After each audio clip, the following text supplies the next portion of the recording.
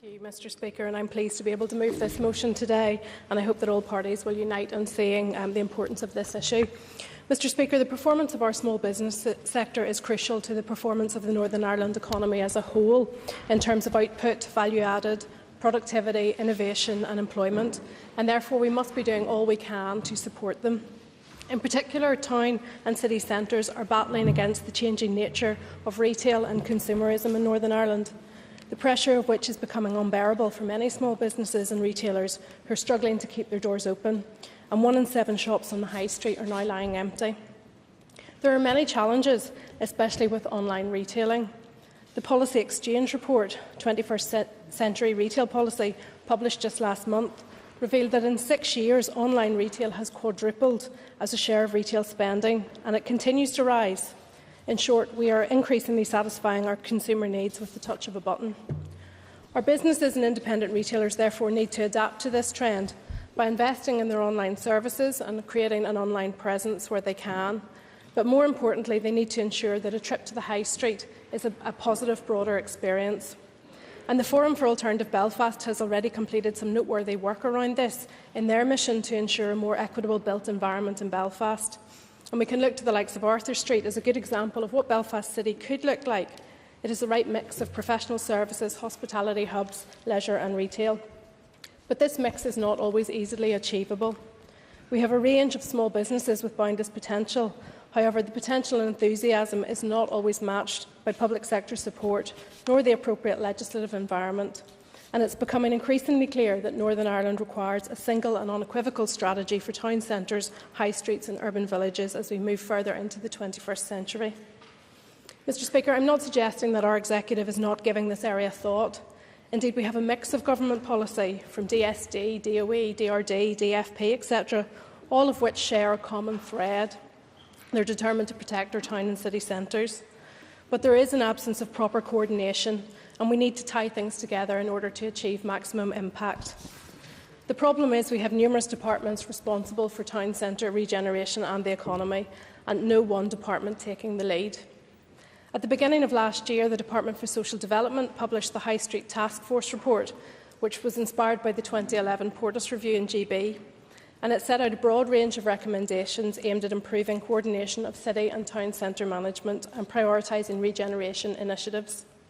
A significant issue highlighted in this report was the adverse impact on city and town centres by what is perceived as an imbalanced spatial planning policy.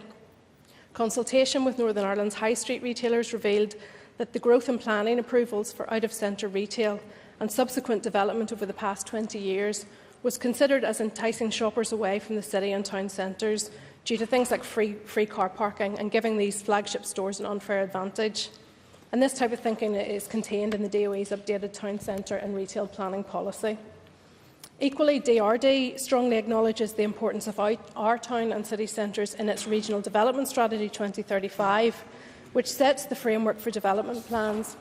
We must therefore ensure that amendments to the planning bill do not contradict the town and city centre first mantra.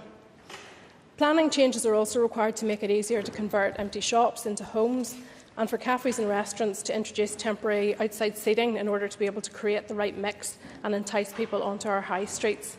And the Licensing of Pavement Cafes bill will be a good opportunity to create that welcoming atmosphere and encourage people to visit an area. Other key issues that will affect the regeneration of town centres and high streets include sensible location of bus routes and stops near local amenities, easy and secure cycle storage and cycle lanes, nearby parking, facilities for pedestrians such as zebra crossings and well-maintained pavements. But all of these things need to be progressed in a joined-up manner. Money has been poured into public realm works, and while I welcome this, particularly in my own constituency of East Belfast, such upgrades are often only targeted to the areas of extreme deprivation, and with no other developments to allow the investment potential to be fully realised, you can end up with nice pavements in an area but nothing else going on. And in contrast, you have areas where businesses have got together and are working very hard to develop a real sense of community, but they are some way down the priority list for other investment. With an overarching strategy and a lead department, we might see a different approach to some of these things and be able to invest in areas perhaps where the private sector are already working hard and see a real true success story there, and then share this enthusiasm in other areas.